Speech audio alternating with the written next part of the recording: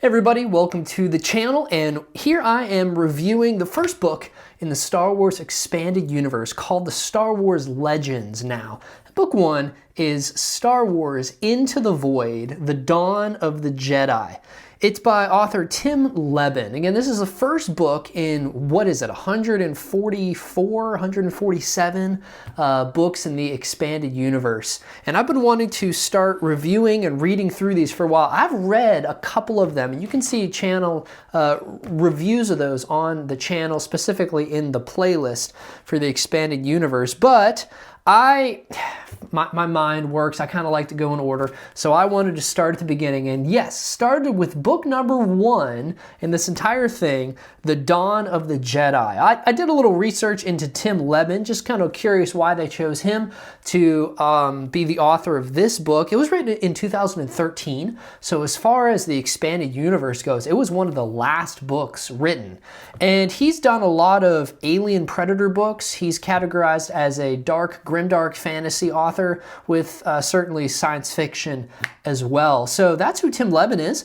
He's written a number of books, and this is his only Star Wars book, if I am correct with that. Dawn of the Jedi is also a comic book series that was, I think the Dawn of the Jedi novel takes place after the comic book. So if you were interested in those, that could also help to kind of color the world a little bit. It's not essential for reading the novel, but a little bit of the background, there you go. Let's get into it. What's the plot of this book? Well, it flashes back and forth between past and present. In the past, there are 2 Jedi, and that's you can hear the word there, the Jedi, but the Jedi at this point are on a planet called Tython.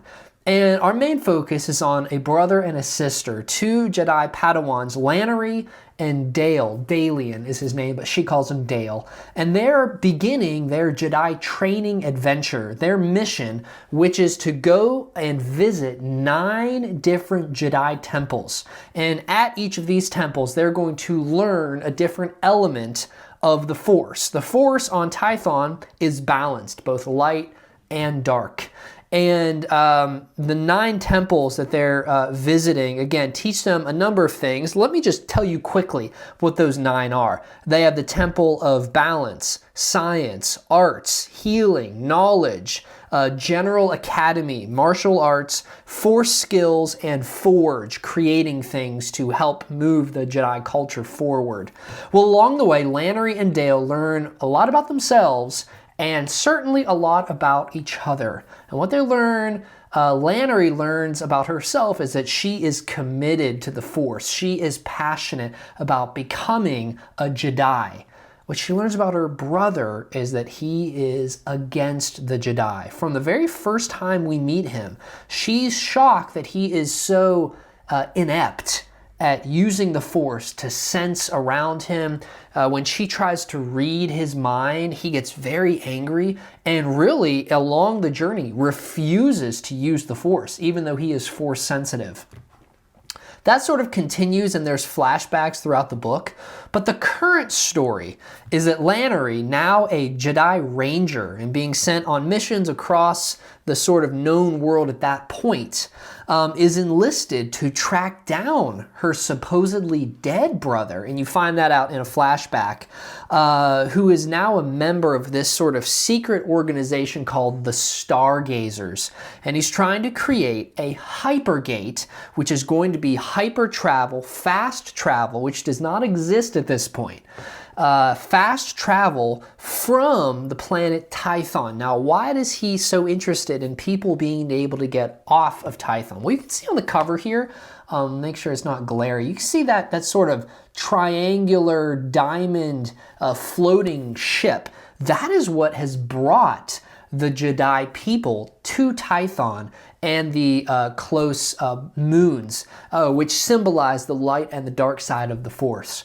They are originally not native to this planet, and part of Dale's motivation is that he feels like the Jedi have coerced the planet to their own uses, and if people want to gaze at the stars, travel to the stars, they should be able to. So this group of stargazers are trying to create a hypergate using ancient technology that is central to Tython. But the problem is that it is immensely unstable.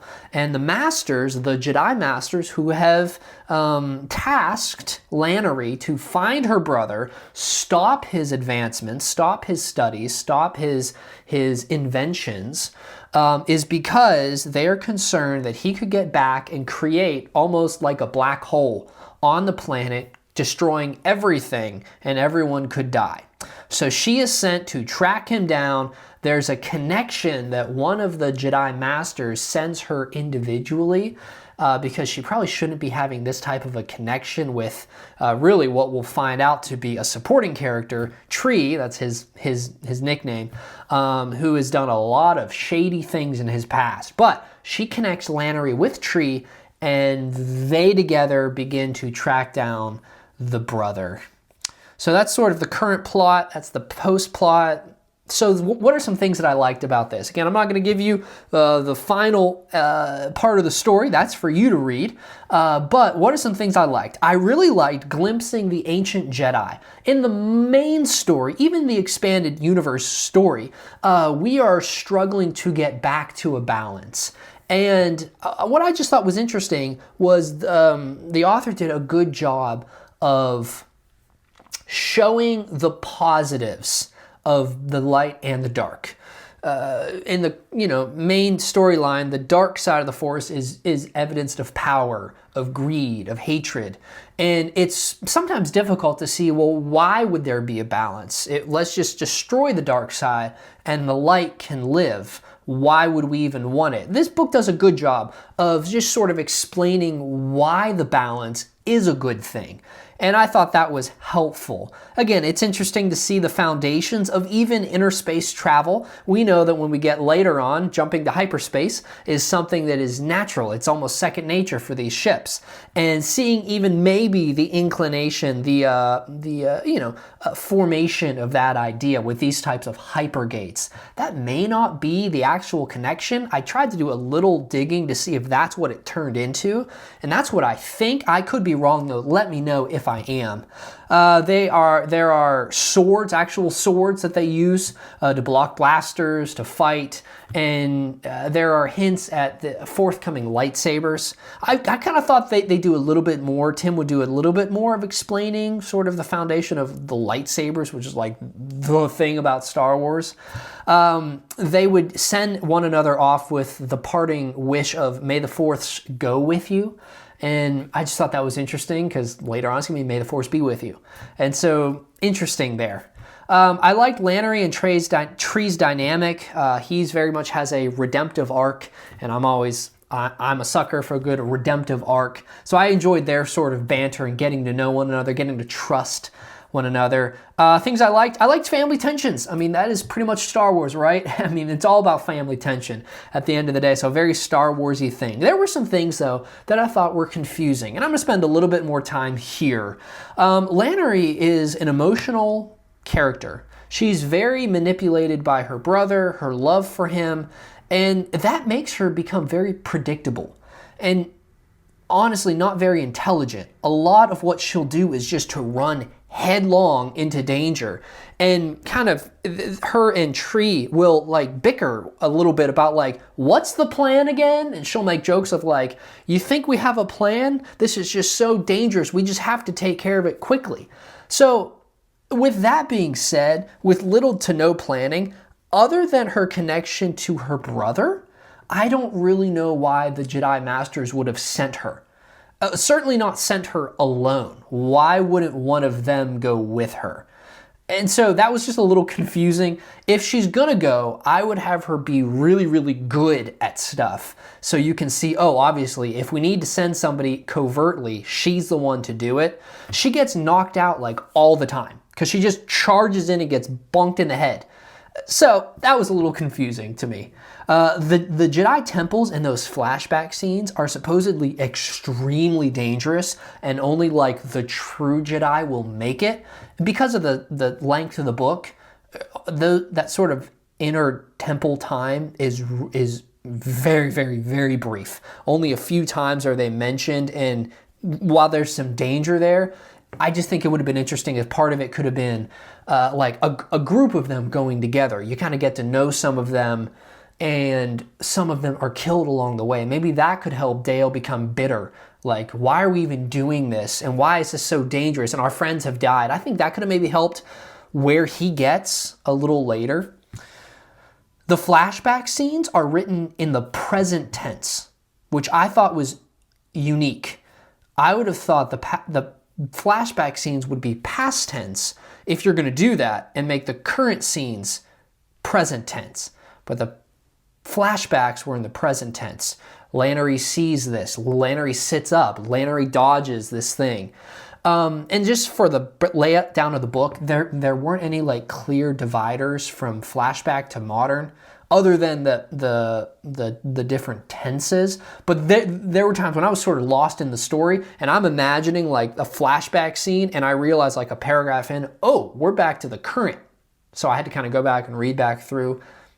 That's small. But the Sith are portrayed as wise and benevolent. One of the masters is a Sith. And really, the Sith aren't behind any of this stargazers from what's explained. They're not behind the potential destruction. And I just thought that was interesting. If this is where you read, you'd be, I think, surprised knowing that the Sith are evil. What makes the Sith go to the dark side? If you're going to do a flashback to the very beginning, the dawn of the Jedi, I probably would have had the Sith be behind it all and like found out at the end, and a lot of betrayal then and a lot of division. They're portrayed as wise, kind, benevolent. And again, I just think it would have been interesting to see them begin giving into the desire for power, the desire for manipulation, the desire for control. And so I just thought that was a confusing element. I don't know why the author didn't go that direction. And again, the main conflict is between Lannery and her brother Dale. And with it, his big sort of gotcha moment to the Jedi is creating intergalactic travel for people to be able to get off of the planet. And I don't really know why that's a bad thing, right? So like the way he's going about it is not good, potentially destroying the planet. But, couldn't we just have sat down at a table and kind of shared our grievances? And even with that, we don't really know a lot about why Dale is so angry. He's just kind of bitter from his childhood, and he just grows more and more distant and angry. But like, no one wronged him. No one abused him. No one did anything against him. He just kind of hates the Jedi and is going to stick it to him and destroy the world if he has to. And so I just seemed a little undercooked.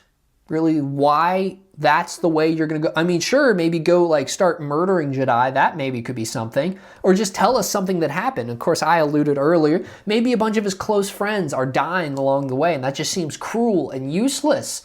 But maybe I missed something. Dale just always seemed so angry and was able to close himself off to the Force. And I just was curious how he did that. Was he using the Force to close himself off to the Force? So again, there were just some things with maybe his development that I thought could have been a little bit clearer. But the first book in the expanded universe, I'm giving this a 2.5 out of 5. I was going to stick with 1, 2, 3, 4, and 5. And if I had to give it a solid number, so early on, I think I'm going to stick with 2.5, and that's probably where we're going to break it down just because there are a lot of books. But just, the plot I felt could have been developed better. The motivation I thought could have been developed a little bit better, a lot of bit better, if that's a word. But a first book in the series, The Dawn of the Jedi, Into the Void. Have you read it? Have you read the expanded universe? Why do you think they chose... Lucasfilms chose this as the first book? And did you enjoy it? I'd love to hear, and excited to continue on reading these books. So thank you so much. If you're interested, you can like and subscribe. Follow along with this trek through Star Wars, the expanded universe. Book 1, Dawn of the Jedi, Into the Void. We'll see where the story continues, and thank you so much for watching.